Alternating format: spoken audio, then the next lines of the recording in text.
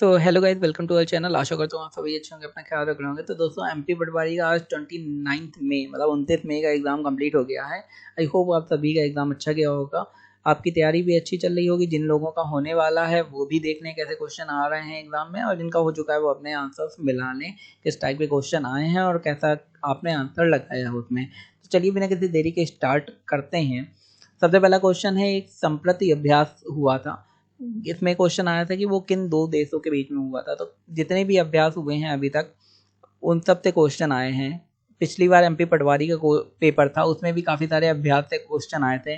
जो उस time France और भारत का अभ्यास हुआ था या इंडिया और बाकी देशों के बीच अभ्यास हुआ था, तो उनसे क्वेश्चन बनते ही हैं। या फिर इंडिया के आसपास की जो जगह हैं साउथ ईस्ट एशिया, वहाँ पे जितने अभ्यास हुए हैं उनसे क्वेश्चन आते हैं।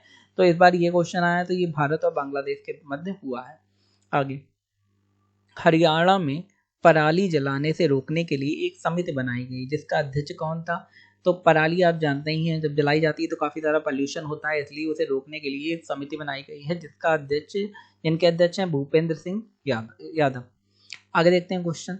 2023 में अंतर्राष्ट्रीय योग दिवस की अध्यक्षता किसने की।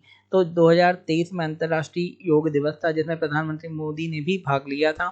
तो इसकी अध्यक्षता किसने करी, ये भी एक क्वेश्चन आया था जो इम्पोर्टेंट है। योग दिवस से क्वेश्चन हमेशा आते ही हैं, तो अब की बार भी आया है। जो मेंडल थे, जॉन ग्रेगर मेंडल, नाम तो नहीं होगा आपने, उन्होंने एक जीन का मॉडल दिया था। तो इस मॉडल से एक क्वेश्चन, इस मॉडल या इनसे मेंडल से एक क्वेश्चन, एक प्रश्न बना था जो इम्पोर्टेंट पॉइंट है। अपतल दर्पण में बनने वाले प्रतिबिंब से एक क्वेश्चन आया था कि अपतल दर्पण और उत्तल दर्पण से जो प्रतिबिंब बनता है तो तिरछा है, उल्टा बनता है या सीधा बनता है, उससे करके एक क्वेश्चन आया था। तो इसे भी आप देख के जाएं अगर आपने अभी तक ये पॉइंट नहीं देखा है। आगे क्वेश्चन है कि जूनागढ़ किला किस शहर में स्थित है। जूनागढ़ से आपको नाम समझ में आ रहा होगा कि ये कहीं राजस्थान में है। तो ये बीकानेर में स्थित है और वो भी राजस्थान में है, बीकानेर।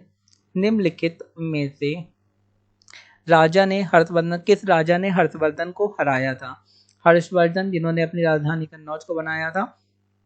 तो कौन से राजा थे जिन्होंने हर्षवर्धन को हराया था, उनका नाम था पुलकेशिन द्वितीय। ये उन राजा का नाम था पुलकेशिन द्वितीय। तो ये क्वेश्चन आया था। आई होप आपने सभी ने सही आंसर लगाया होगा और आप सबका पेपर अच्छा हुआ होगा। आगे देखते हैं, प्रधानमंत्री बनने के बाद अगर वह किसी सभा का सदस्य नहीं है तो क्या करना पड़ता है भाई। तो उसे 6 महीने के अंदर कोई सभा ज्वाइन करनी पड़ती है। प्रधानमंत्री लोकसभा में बैठता है, राज्यसभा में भी बैठते हैं। तो लोकसभा मेन सभा होती है, तो लोकसभा उन्हें 6 महीने के अंदर ज्वाइन करनी पड़ती है अगर वो प्रधानमंत्री किसी सभा के सदस्य नहीं है उस केस में। आगे देखते हैं, 1857 के विद्रोह के दौरान बेगम हजरत महल ने विद्रोह का नेतृत्व कहाँ किया था। तो ये क्वेश्चन बार बार आ चुका है। 1857 से काफ़ी सारे क्वेश्चन आए हैं। उसके बाद कहाँ विद्रोह हुआ था, सबसे पहले विद्रोह कहाँ हुआ था, कहाँ कहाँ विद्रोह हुआ था और कहाँ कहाँ विद्रोह में किस किस ने नेतृत्व किया था, तो ये भी एक क्वेश्चन आया था। तो लखनऊ में बेगम हजरत महल ने विद्रोह का नेतृत्व किया था। ये क्वेश्चन और भी एग्जाम में आ चुका है, तो काफ़ी इंपॉर्टेंट क्वेश्चन है, अपने पॉइंट में बनाए रखिए इसे। अंतर्राष्ट्रीय मुद्रा कोष IMF का नाम आपने सुना होगा, इंटरनेशनल मॉनेटरी फंड, इसका इंग्लिश में फुल फॉर्म है IMF, की स्थापना किस वर्ष हुई थी। तो ये भी एक क्वेश्चन आया था। तो IMF इंटरनेशनल मॉनेटरी फंड, मैं बार बार बोल रहा हूँ जिससे आपको याद हो जाए, तो इसकी स्थापना हुई थी 1944 में। तो IMF से क्वेश्चन बनता ही बनता है मोस्ट ऑफ द एग्जाम में। तो जो बड़ी ऑर्गेनाइजेशन, जो बड़ी संस्थाएं हैं, तो उनसे जो इंटरनेशनल लेवल में जो कुछ भी हो रहा है तो उनसे आप जरूर पढ़ के जाएं, क्योंकि उनसे क्वेश्चन बनता है मोस्ट ऑफ द केसेस में। आगे देखते हैं, संविधान सभा की पहली बैठक कब हुई थी। तो ये क्वेश्चन आया, संविधान से क्वेश्चन आते ही हैं।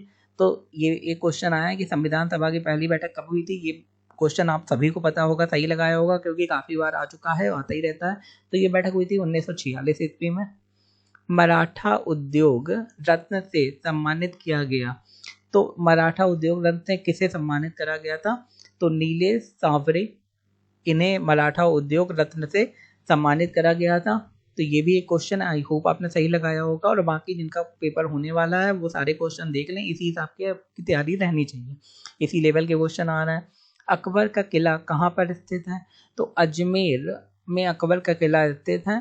और इसे कब बनवाया गया था? तो 1570 ईस्वी में इसे बनवाया गया था। तो ये आपको पता ही होगा कि अकबर का किला अजमेर में स्थित है। इसे कब बनवाया गया था? 1570 में। भारतीय संविधान को अपनाया गया, भाई भारतीय का संविधान को कब अपनाया गया था? 26 नवंबर 1949 ईस्वी में भारतीय संविधान को अपना लिया गया था। तो ये भी एक इम्पॉर्टेंट क्वेश्चन है। बाकी कथक पे एक क्वेश्चन आया था, कथक पे क्वेश्चन बनते ही हैं, तो अब की बार भी बना। आगे मीनाक्षी मंदिर कहाँ स्थित है? ये तमिलनाडु पे स्थित है मीनाक्षी मंदिर। ये भी एक दो बार क्वेश्चन पूछा जा चुका है, तो ये एक इम्पोर्टेंट क्वेश्चन के रूप में आया आपके में। मध्य प्रदेश के कौन से जिले की सीमा महाराष्ट्र से लगती है? तो कौन कौन से जिले हो गए? अलीराजपुर हो गया, बड़वानी हो गया, खरगोन हो गया, खंडवा हो गया। तो इन सब जिलों की सीमा है जो महाराष्ट्र से लगती। और भी जिले हैं, जो भी आपके आंसर दिया होगा, जो भी आपके आंसर में दिया होगा वो आपने लगाया होगा। राष्ट्रपति पद का कार्यकाल के अनुच्छेद में आता है। तो राष्ट्रपति पद का कार्यकाल कौन सा अनुच्छेद के अंतर्गत आता है? अनुच्छेद 56 में आता है कि राष्ट्रपति पद कितने साल का होगा। मोस्ट ऑफ द पद 5 साल के होते हैं, तो आपको इसके बारे में पता ही होगा। किस अनुसूची में प्रधानमंत्री के शपथ के बारे में उल्लेख किया गया है? तो प्रधानमंत्री संसद में शपथ लेते हैं, आप सभी को पता है। तो इसके बारे में कौन सी संविधान की अनुसूची में उल्लेख किया गया? तो 3री अनुसूची में उल्लेख किया गया है। बाकी संविधान से क्वेश्चन आए थे।